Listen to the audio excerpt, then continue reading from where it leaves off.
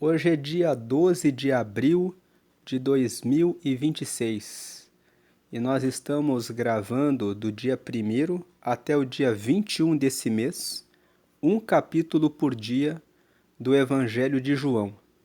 Estamos fazendo isso em celebração à Páscoa. Nesse mês nós celebramos a morte e a ressurreição de Jesus Cristo. Ele veio e entregou a si mesmo para que nós fôssemos reconciliados com Deus. Pela sua morte, nós temos vida. Pela sua ressurreição, nós temos a esperança de que um dia estaremos com Ele na eternidade. Então hoje nós vamos ler João, capítulo 12. Seja muito bem-vindo, seja muito bem-vinda a esse canal. Você que é novo, que é nova por aqui, eu convido você a participar desse projeto, dessa leitura bíblica até o dia 21.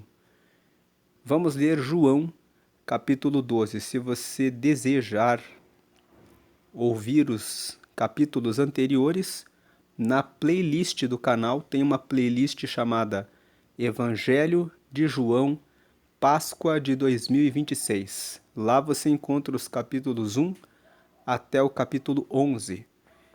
Então, João capítulo 12 nos diz: 6 dias antes da Páscoa, Jesus foi ao povoado de Betânia, onde morava Lázaro, a quem ele tinha ressuscitado.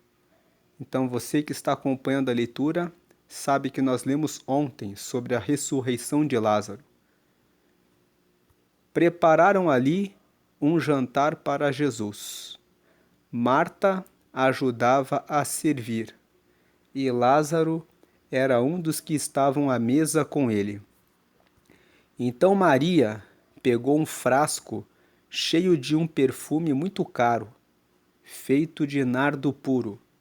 Ela derramou o perfume nos pés de Jesus e os enxugou com os seus cabelos, e toda a casa ficou perfumada. Mas Judas Iscariotes, o discípulo que ia trair Jesus, disse: Este perfume vale mais de 300 moedas de prata. Por que não foi vendido e o dinheiro dado aos pobres? Judas disse isso não porque tivesse pena dos pobres, mas porque era ladrão. Ele tomava conta da bolsa de dinheiro e costumava tirar do que punham nela. Uma aplicação prática desse texto aqui, quando nós vemos que Judas era o tesoureiro de Jesus e ele tomava das moedas, tomava do dinheiro que era coletado, é que isso não é diferente nos dias atuais. Existem pessoas que lidam com o dinheiro dos dízimos, das ofertas, e que tiram parte desse dinheiro para benefício, para uso próprio. Agora, o que nós percebemos é que Jesus certamente sabia disso, mas nós não vemos Jesus tomando alguma providência no sentido de tirá-lo da tesouraria daquilo que entrava no seu ministério. E essa atitude de Jesus de não lidar com isso nos ensina que não devemos ficar escandalizados quando tomamos conhecimento de pessoas que tomaram o dinheiro da igreja. Muitas pessoas ficam escandalizadas, dizendo: nossa, ele ficava roubando, ele ficava fazendo isso, ele tirou milhões, ele tirou isso, ele tirou aquilo. Desde o início do ministério, no próprio ministério de Jesus, um dos discípulos, o detalhe, todos os discípulos foram escolhidos por Jesus. Todos. Isso quer dizer que Judas também foi escolhido diretamente por Jesus. E mesmo assim, ele tirava do dinheiro da bolsa. Então, quando tomamos informação, conhecimento dessas coisas, não devemos ficar escandalizados, nem devemos ficar impressionados. Judas fazia isso. E Jesus, você não vê na Bíblia Jesus dizendo alguma coisa sobre esse assunto. Existe um tratamento, existe um julgamento. Deus, ele sabe como realiza a prestação de contas com essas pessoas. De repente, um filho dessas pessoas fica doente. De repente, acontecem coisas na vida pessoal dessa pessoa que você não fica sabendo. Mas a justiça de Deus, ela sempre vem. Versículo 7. Então Jesus respondeu: Deixe Maria em paz, que ela guarde isso para o dia do meu sepultamento. Os pobres estarão sempre com vocês, mas eu não estarei sempre com vocês. Aqui nesse versículo 8, muitas pessoas usam esse versículo para pensar, então sempre haverá pobres? Foi Jesus que disse isso. Sempre haverá pessoas que precisam de ajuda. E a igreja sempre precisa estar atenta em relação a ajudar aqueles que são pobres.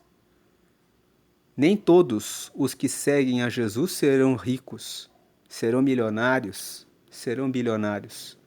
Há pessoas que recebem muitas riquezas e que administram muitas riquezas.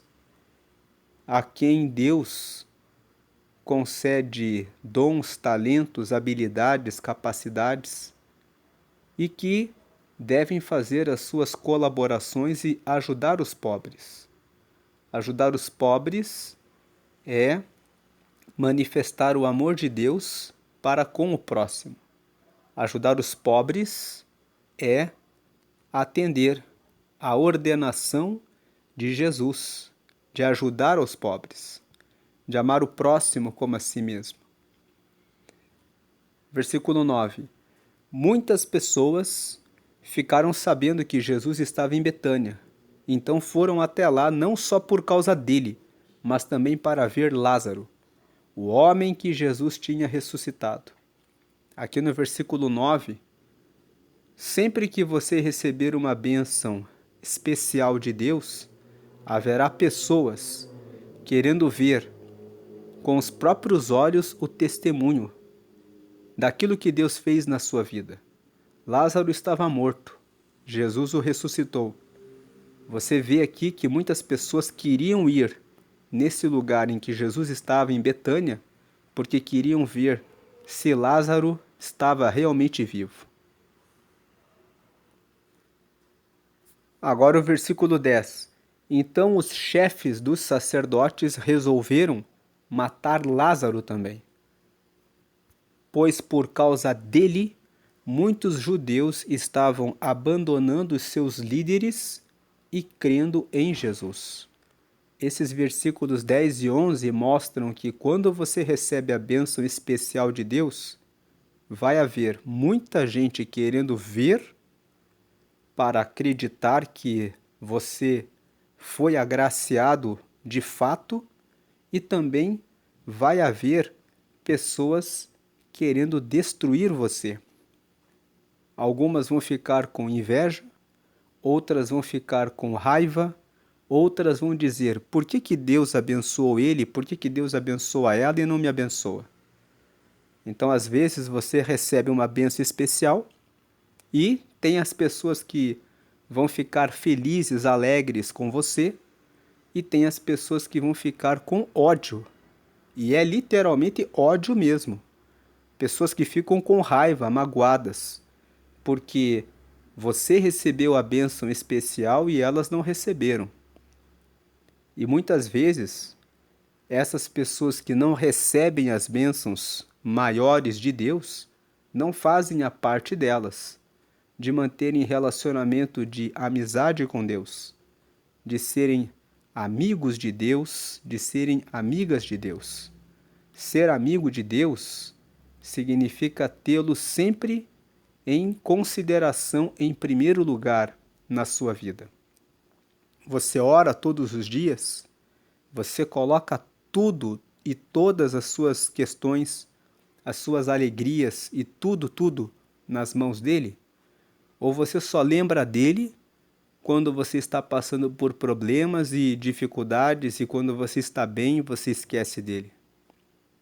Você lê sempre a palavra de Deus? Você tem no coração uma chama querendo falar a respeito dele para as pessoas da sua casa, para as pessoas à sua volta? A sua prioridade é Jesus? Ou a sua prioridade são os seus problemas, a sua vida, as suas causas? Então, reveja o seu relacionamento com Deus, que você possa ter um relacionamento de amizade, de intimidade com Deus, onde você dedica a sua vida ao Senhor. Ele veio e entregou o melhor. Ele deu a própria vida para que tivéssemos a salvação dos nossos pecados e a ligação com Deus. Ele derramou a salvação, uma oportunidade que nós não tínhamos mais, em razão do pecado que mora em nós. Mas pelo sangue dele, nós fomos purificados. Versículo 12. No dia seguinte, a grande multidão que tinha ido à festa da Páscoa ouviu dizer que Jesus estava chegando a Jerusalém. Então agora, esse convite aqui em Betânia, ele já tinha terminado e no dia seguinte, Jesus estava indo para Jerusalém. Então eles pegaram ramos de palmeiras e saíram para se encontrar com ele gritando: Hosana a Deus! Que Deus abençoe aquele que vem em nome do Senhor. Que Deus abençoe o Rei de Israel. Esse momento é muito conhecido como Domingo de Ramos. Esse domingo é o domingo que começa a semana em que Jesus seria crucificado. Esse domingo é o domingo que antecede a sexta-feira da paixão. Então, ele entra em Jerusalém e as pessoas colocam vários ramos de palmeiras e recebem Jesus como Rei de Israel. Elas reconhecem que ele é o ungido de Deus, o Messias, o Salvador, o que foi prometido por Deus para trazer a salvação de Israel. Então, aqui no versículo 12, Jesus está entrando em Jerusalém. A grande multidão que tinha ido à festa da Páscoa ouviu dizer que Jesus estava chegando a Jerusalém. Versículo 13. Então eles pegaram ramos de palmeiras e saíram para se encontrar com ele gritando: Hosana a Deus! Que Deus abençoe aquele que vem em nome do Senhor. Veja que eles gritavam: Deus abençoe aquele que vem em nome do Senhor. Eles reconheceram que ele estava na terra, que ele tinha vindo pela vontade de Deus Pai. Que Deus abençoe o Rei de Israel. Reconheceram Jesus como Rei de Israel. 14. Jesus procurou um jumentinho e o montou, como dizem as Escrituras Sagradas. Versículo 15. Povo de Jerusalém, não tenha medo. Veja, aí vem o seu rei montado num jumentinho. Esse texto que fala que o Messias viria montado num jumentinho, está aqui no livro do profeta Zacarias. Em Zacarias, no capítulo 9, você vê aqui no versículo 9: Alegre-se muito, povo de Sião. Sião é um monte que fica lá em Jerusalém. Então, quando ele diz alegre-se muito, povo de Sião, ele está falando a respeito de Jerusalém. Alegre-se muito, Jerusalém. Moradores de Jerusalém, cantem de alegria, pois o seu rei está chegando. Ele vem triunfante e vitorioso, mas é humilde e está montado num jumento, num jumentinho, filho de jumenta. Então, esse texto diz que o rei de Israel, o enviado de Deus, virá montado em um jumentinho. Então, voltando para João, capítulo 12, aqui no versículo 15, vamos ler o 14 e o 15. No 14, Jesus procurou um jumentinho e o montou, como dizem as Escrituras Sagradas.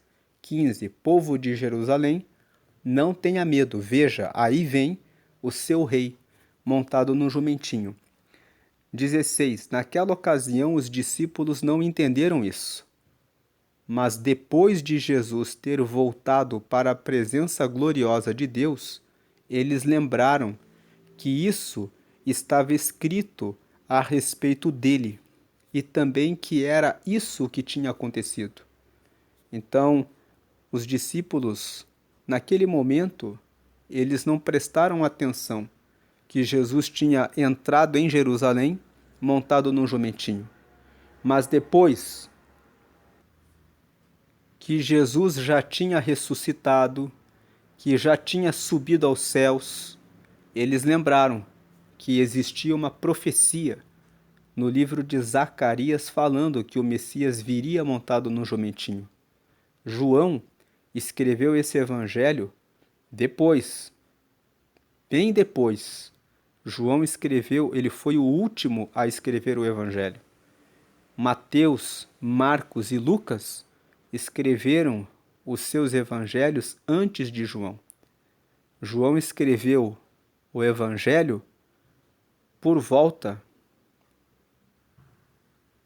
Então, aqui nesse versículo 16, nós percebemos que os discípulos se deram conta de que isso estava escrito sobre ele no profeta Zacarias, depois que ele já tinha ressuscitado e subido aos céus.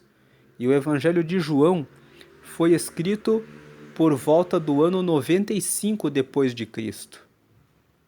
Segundo a tradição, João escreveu esse evangelho mais ou menos nesse período do ano entre 90 e 95 depois de Cristo. Ele foi o último a escrever o evangelho a respeito de Jesus, o último a escrever a respeito da vida de Jesus. Por isso que aqui no evangelho dele, ele deixa essa informação, esse registro. Versículo 17. A multidão que estava com Jesus, quando ele havia chamado Lázaro para fora do túmulo e o tinha ressuscitado, espalhou a notícia do que tinha acontecido. E o povo foi encontrar-se com Jesus, pois ficou sabendo que ele tinha feito esse milagre. Então os fariseus disseram uns aos outros: não estamos conseguindo nada, vejam, todos estão indo com ele. Entre o povo que tinha ido a Jerusalém para tomar parte na festa, estavam alguns não-judeus. Eles foram falar com Filipe, que era da cidade de Betsaida, na Galiléia, e pediram: Senhor, queremos ver Jesus. Filipe era um dos discípulos de Jesus. Então, esses não-judeus procuraram Filipe para conseguirem falar com Jesus. Filipe foi dizer isso a André, e os dois foram falar com Jesus. Então ele respondeu: chegou a hora de ser revelada a natureza divina do Filho do Homem. Então Jesus aqui disse para eles: chegou a hora do Filho de Jesus mostrar que ele é Deus. Eu afirmo a vocês que isto é verdade. Se um grão de trigo não for jogado na terra e não morrer, ele continuará a ser apenas um grão, mas se morrer, dará muito trigo. Jesus usou essa figura do grão de trigo que tem que ser jogada na terra e morrer, a semente tem que morrer para que venha nascer o trigo, falando a respeito da sua morte, que ele teria que morrer para que depois houvesse salvação de todos. Agora no versículo 25, Jesus diz: quem ama a sua vida não terá a vida verdadeira, mas quem não se apega à sua vida neste mundo ganhará para sempre a vida verdadeira. Então Jesus aqui estava ensinando aos discípulos: aqueles que amam essa vida terrena ficam amarrados nas coisas dessa vida. Carro, casa, família, dinheiro, poder, fama, faculdade. As pessoas se prendem por muitas coisas. Então, se alguém ama essa vida, não tem como ter ligação com a vida eterna. Então Jesus disse aqui: quem ama a sua vida aqui na terra não terá a vida verdadeira, a vida que conecta com Deus e que garante a vida eterna. Mas quem não se apega à sua vida neste mundo ganhará para sempre a vida verdadeira. E aqui no versículo 25 nós vemos a lição do desapego. O desapego é não ficar preso, apegado com as coisas dessa vida. É um desafio que todos passamos. É muito difícil alguém ficar completamente desapegado dessa vida. Mas Jesus ensinou que para alcançar a vida verdadeira é preciso olhar para cima, olhar para o alto, olhar para Jesus, para Deus, priorizar os planos e projetos do reino dele. Essa é a cultura do reino de Deus. A cultura, o que é cultura? São os nossos hábitos, os nossos costumes, as formas como nós nos vestimos, ou a nossa alimentação, a forma como organizamos as nossas casas. Isso fala a respeito de cultura. E existe uma cultura do reino de Deus. E essa cultura do reino de Deus envolve oração, leitura da Bíblia, jejum, e também envolve o desapego. Envolve a prioridade às coisas do reino dos céus. Esses são os hábitos, os costumes daqueles que fazem parte do reino. 26. Quem quiser me servir, siga-me. E onde eu estiver, ali também estará esse meu servo. E o meu Pai honrará todos os que me servem. 27. Jesus continuou: agora estou sentindo uma grande aflição. O que é que vou dizer? Será que vou dizer: Pai, livra-me desta hora de sofrimento? Não, pois foi para passar por esta hora que eu vim. Então nós vemos Jesus, ele sabe da hora da sua morte. E ele pergunta: o que eu vou dizer? Será que eu vou dizer: Pai, me livra do sofrimento? Não, pois foi para passar por esta hora que eu vim. 28. Pai, revela a tua presença gloriosa. Então do céu veio uma voz que dizia: eu já a revelei e a revelarei de novo. 29. A multidão que estava ali ouviu a voz e dizia que era um trovão. Outros afirmavam que um anjo tinha falado com Jesus. Mas ele disse: não foi por minha causa que veio esta voz, mas por causa de vocês. Então nós vemos que Deus permitiu que as pessoas que estivessem ali ouvissem aquela voz para que soubessem que Jesus verdadeiramente era o Filho de Deus. Chegou a hora de este mundo ser julgado, e aquele que manda nele será expulso. Então Jesus disse que naquele momento da sua morte, o diabo seria expulso. E quando eu for levantado da terra, atrairei todas as pessoas para mim. Ele dizia isso para indicar de que maneira ia morrer. A multidão perguntou: a nossa lei diz que o Messias vai viver para sempre. Como é que o Senhor diz que o Filho do Homem precisa ser levantado da terra? Quem é esse Filho do Homem? Jesus respondeu: a luz estará com vocês, ainda um pouco mais. Vivam a sua vida enquanto vocês têm essa luz, para que a escuridão não caia de repente sobre vocês. Quem anda na escuridão não sabe para onde vai. Então, a multidão, quando Jesus disse que iria morrer, eles não entenderam. Então, no versículo 34, eles perguntaram: mas a nossa lei diz que o Messias vai viver para sempre. Como é que o Senhor diz que o Filho do Homem precisa ser levantado da terra? Eles não entenderam que Jesus estava dizendo que ele teria que morrer e ressuscitar. Ser levantado da terra significa que Jesus morreria e seria levantado da terra. Ele ressuscitaria. Então, quando ele ressuscitasse, seria levantado da terra, ele viveria para sempre. E eles não entenderam isso. Quem é esse Filho do Homem? O Filho do Homem era o próprio Jesus. Ele falava de si mesmo que ele era o Filho do Homem para dizer que ele veio em carne, para viver como eu, como você. E como carne, como Filho do Homem, ele derrotou o pecado. E depois de ter derrotado, vencido o pecado nessa carne, ele morreu nessa carne, entregando a vida dele por todos nós. E quando ele ressuscita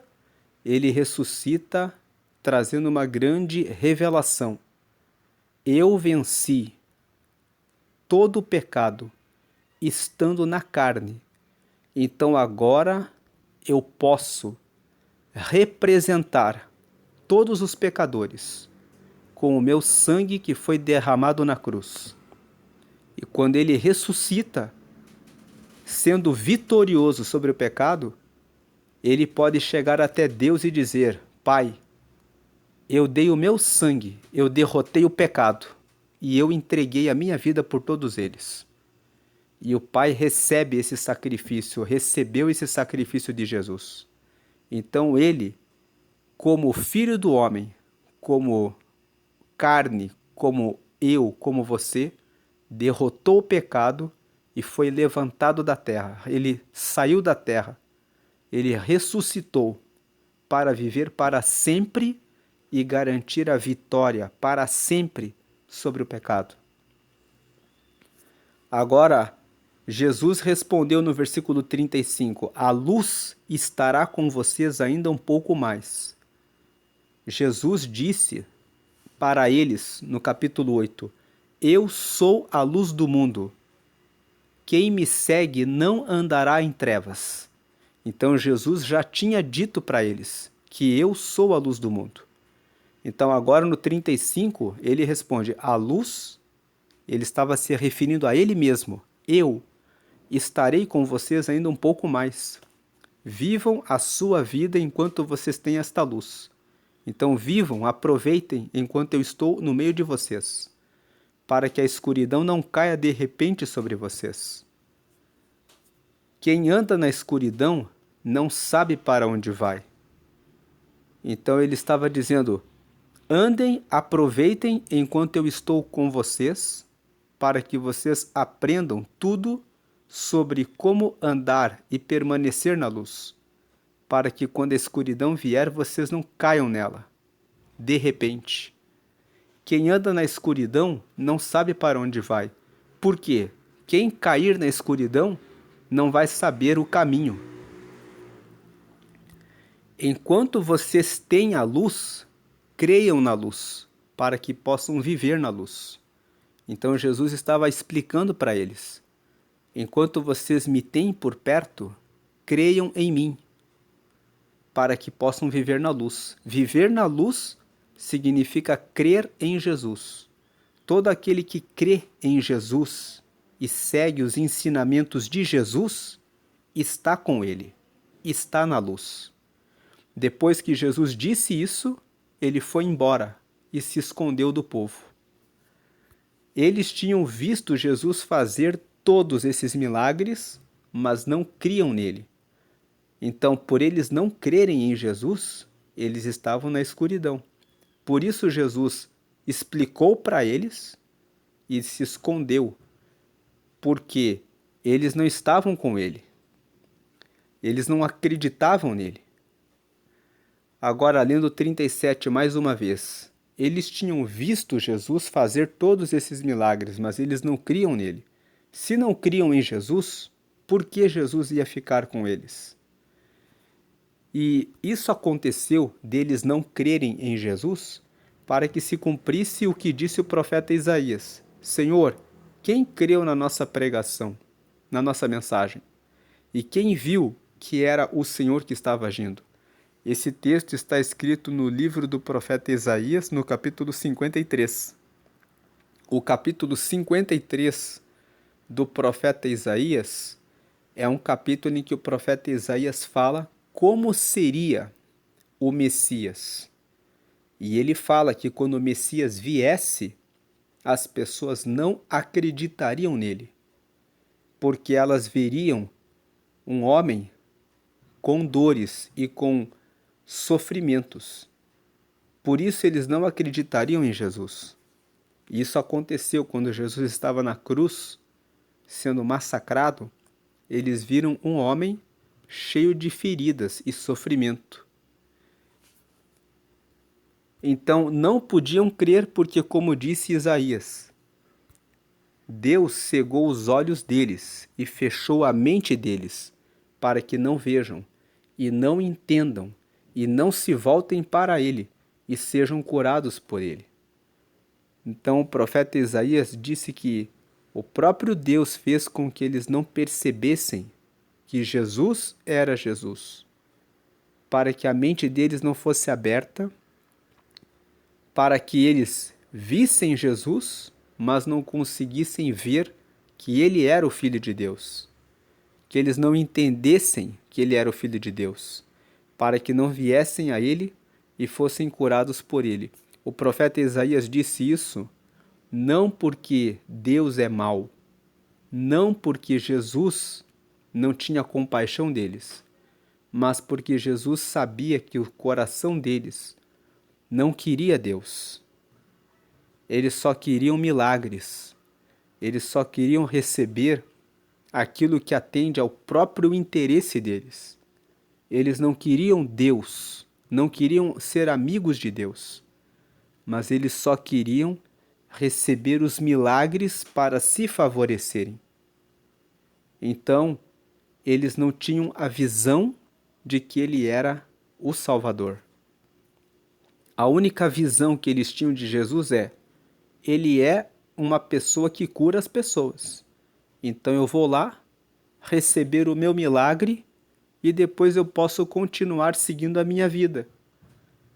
Mas a questão é, se você recebe um milagre de Jesus e você vai embora e continua seguindo a sua vida nessa terra, vai ter um momento em que você vai morrer. E nesse momento da sua morte, se você não tem Jesus, você não sobe para o céu. Você não recebe a vida eterna. Você não entra nos céus. E é essa cegueira que eles não estavam percebendo. Eles não viram Jesus como Salvador.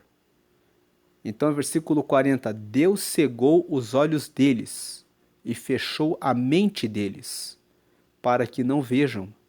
Eles não estavam vendo. Podiam alcançar milagres físicos, milagres para essa vida, milagres para essa vida terrena. Mas depois iriam embora sem crerem que Jesus era o Salvador. Então, no momento da morte, eles vão para a morte eterna. Vão para o inferno. Não vão para o céu, porque para chegar até o céu, para receber a vida eterna, para estarem com Deus, precisam perceber que Jesus é o Salvador. Precisam perceber que são miseráveis e que estão carregados de pecados e que precisam do sangue de Jesus. Então, é isso que o profeta Isaías estava dizendo. Eles não podiam crer em Jesus como sendo Salvador, como Filho de Deus. Jesus era apenas alguém que operava milagres. Eles diziam, ele cura as pessoas, então ele pode nos dar algum favor, podemos tirar algum benefício dele. Mas ele não é o Salvador.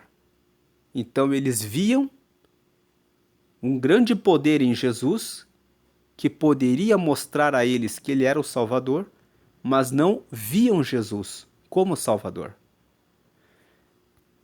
Isaías disse isso porque viu a revelação da natureza divina de Jesus e falou a respeito dele. Então o profeta Isaías, muitos anos antes de Jesus vir na terra de fato encarnado, Deus mostrou para o profeta Isaías em revelação que Deus iria enviar Jesus e que Jesus viria para a terra. Ele teria sua natureza divina, mas ele viria para a terra como um ser humano. No entanto, muitos líderes judeus creram em Jesus, mas não falavam publicamente a favor dele para que os fariseus não os expulsassem da sinagoga. Então você vê que muitos líderes judeus que estudavam o Antigo Testamento e a lei conseguiram ver que Jesus é o Salvador. Eles perceberam isso. Só que eles não falavam nada porque eles queriam continuar a frequentar a sinagoga. Eles gostavam mais de ser elogiados pelas pessoas do que de ser elogiados por Deus. Então aqui João está apontando a falha deles. Eles conseguiram perceber que Jesus é o Salvador, mas mesmo assim eles não pregavam, não falavam a respeito de Jesus, porque eles queriam o elogio dos homens. E isso tem uma aplicação prática em nossa vida. Muitas pessoas sabem que Jesus é o Salvador. Muitas pessoas até aceitam Jesus, são batizadas nas águas, frequentam a igreja, recebem bênçãos de Deus, mas não falam, eu sou um cristão. Elas têm medo de dizer que são crentes. Elas não levam a Bíblia quando vão para a igreja. Elas preferem uma Bíblia discreta, uma Bíblia pequena. Elas preferem ler a Bíblia no telefone celular. Não estou criticando a leitura da Bíblia no telefone celular. Mas existem muitas pessoas que, se você perguntar, você é cristão? Elas dizem, eu creio em Deus. E elas procuram disfarçar, elas não são posicionadas, elas não dizem, sim, eu sou um cristão e só Jesus salva. Isso acontecia com esses que criam em Jesus, mas não declaravam. Lembre-se que Jesus disse, aquele que se envergonhar de mim diante dos homens, eu também me envergonharei dele diante do meu Pai. Então aqui Jesus disse bem alto, quem crê em mim, crê não somente em mim, mas também naquele que me enviou. Então Jesus estava dizendo, se você crê em mim, você crê em Deus Pai. Quem me vê, vê também aquele que me enviou. Jesus aqui estava dizendo o seguinte, quem me vê, quem consegue enxergar, que eu sou o Filho de Deus, que eu sou o Salvador, vai conseguir enxergar a Deus. Não é quem vê ele ali, estou vendo você, Jesus. Ele estava dizendo, quem me vê, consegue perceber que eu sou o Filho de Deus, o Salvador, vê também a Deus. Eu vim ao mundo como luz, para que quem crê em mim não fique na escuridão. Se alguém ouvir a minha mensagem e não a praticar, olha esse versículo 47. Se alguém ouvir a minha mensagem e não a praticar, eu não julgo, pois eu vim para salvar o mundo e não para julgá-lo. Então, a pessoa não pratica, ele não vai julgar. Ele não veio para julgar, ele veio para salvar. Mas a salvação exige a prática da palavra. Quem não pratica a palavra não tem ligação com ele. Quem me rejeita e não aceita a minha mensagem, então veja, quem não aceita a minha mensagem e não pratica a mensagem dele, já tem quem vai julgá-lo. As palavras que eu tenho dito serão o juiz dessa pessoa no último dia. Então, o julgamento acontece no dia do juízo final, no dia do último dia dessa pessoa. Quando a pessoa parte dessa vida, ela não entra na ressurreição, porque ela não praticou a mensagem de Deus, a mensagem de Jesus.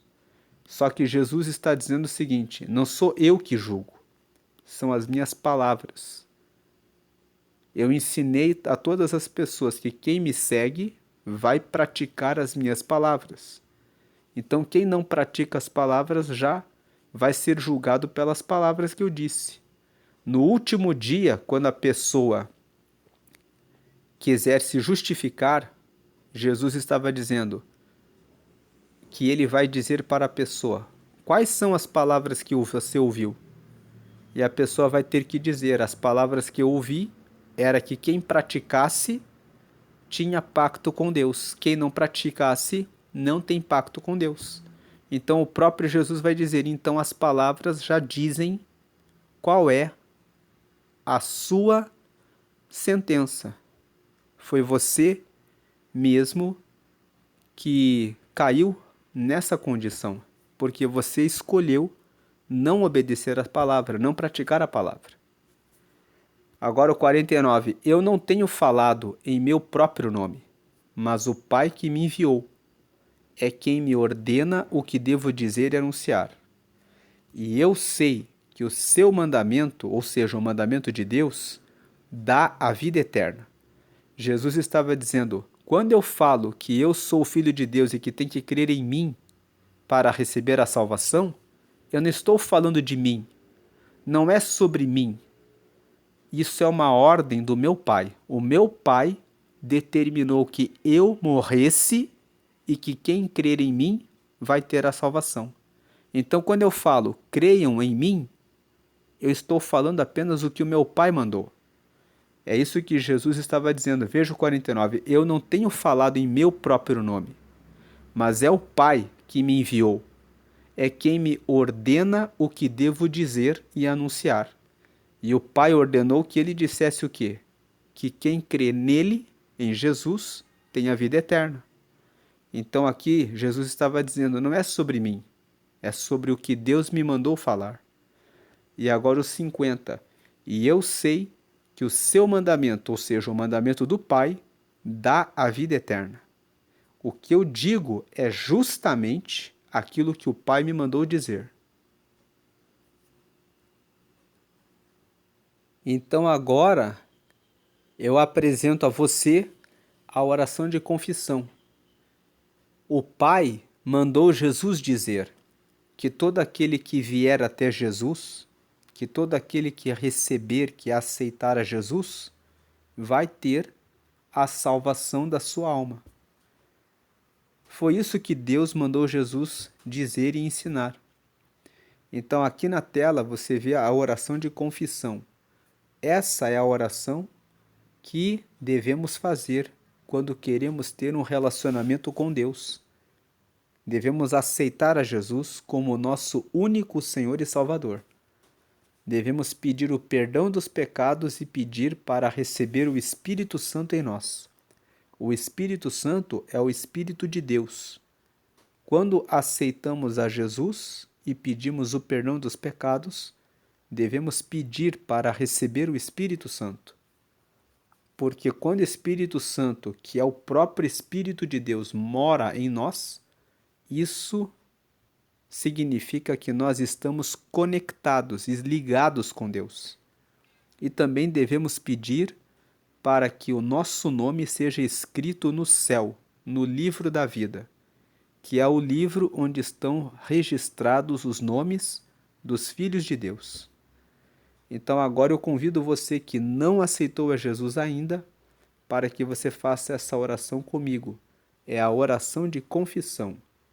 Ligue o seu pensamento com Deus, creia que Jesus é o Filho de Deus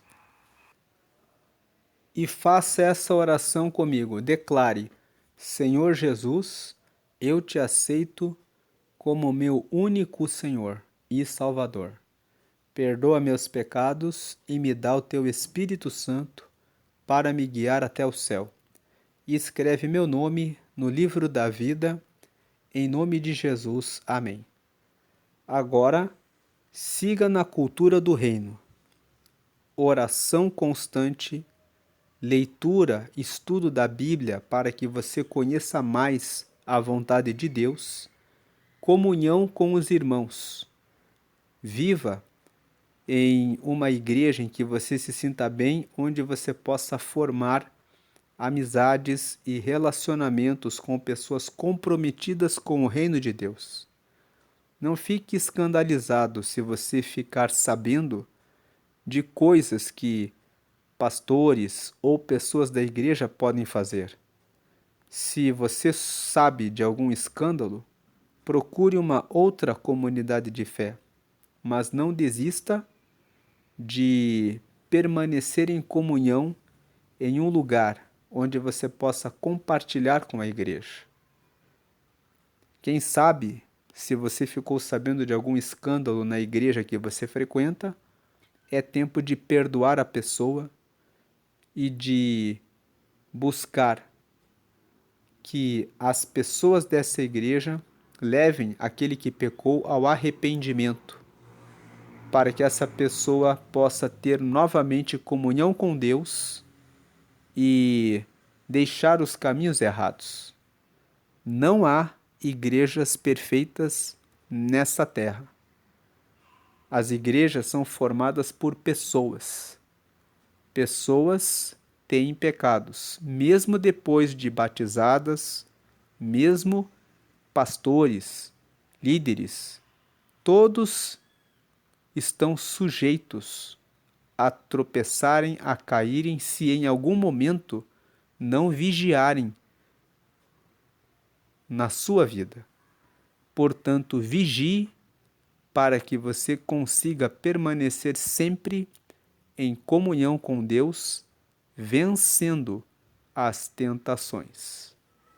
Deus abençoe a sua vida e amanhã nós vamos fazer a leitura de João, capítulo 13. Eu convido você a estar novamente nessa leitura bíblica até o dia 21 e completar a leitura do Evangelho de João, chegando mais perto a cada dia de Jesus.